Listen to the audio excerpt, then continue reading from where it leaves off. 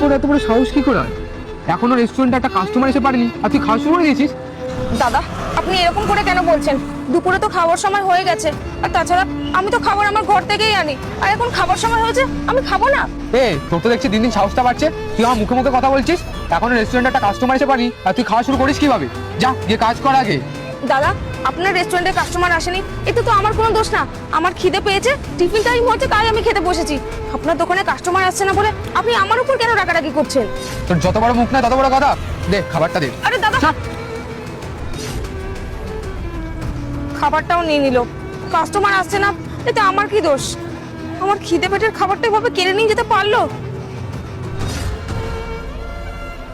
Sir আমাকে ডাকলেন? হ্যাঁ অভি, কি ব্যাপার? সকাল থেকে তো বেলা হয়ে গেল, কোনো কাস্টমার আসছে না। স্যার কি করি বলুন তো, আজকের দিনটাই খুব খারাপ যাচ্ছে। আর হ্যাঁ, একটু আগে আমি দেখছিলাম ওই কাজের মেয়েটার সাথে কি একটু প্রবলেম হয়েছিল। আল্লাহর নামটি দেখে যে এড়িয়ে যাবে তার মনের ইচ্ছা কখনোই পূরণ হবে না। তাই আল্লাহর এই নামটির জন্য একটি লাইক এবং সাবস্ক্রাইব করে যাও। ব্যাপারটা কি হয়েছে? আরে বলবেন না স্যার, এমনিতেই সকাল থেকে একটা কাস্টমার নেই, বহুরি করতে পারি। তার মধ্যে ওই মেয়েটা খেতে বসে গেছে নিজের ইচ্ছে মতো। তাই ওরকে বললাম যে এখন খাওয়া চলবে না যতক্ষণ না কাস্টমার আসছে। তাই ও খাবারটা নিয়ে আমি চলে গেছিলাম। মেয়েটা দুদিন আগে এসছে না আমাদের এখানে? হ্যাঁ স্যার, মেয়েটা তো 2 দিন আগেই জয়েন করলো। ওই মেয়েটা আসার পর থেকে মনে হয় আমাদের কাস্টমারটা কমে গেছে। ওই মেয়েটাই মনে হচ্ছে অপেরা স্যার আমাদের রেস্টুরেন্টের জন্য। ওই মেয়েটার জন্য কোনো কাস্টমারই আসছে না স্যার। ওই মেয়েটাকে না কাজের থেকে বের করে দিই, আমাদের রেস্টুরেন্টের জন্য ওটাই ভালো স্যার। ও কাজ থেকে যেই বেরিয়ে যাবে দেখবেন আবার কাস্টমার আসা শুরু হয়ে গেছে। ঠিক বলেছো, এই রেস্টুরেন্ট থেকে তো আমি একজনকে বের করবোই, সেটা ওকে না তোমাকে।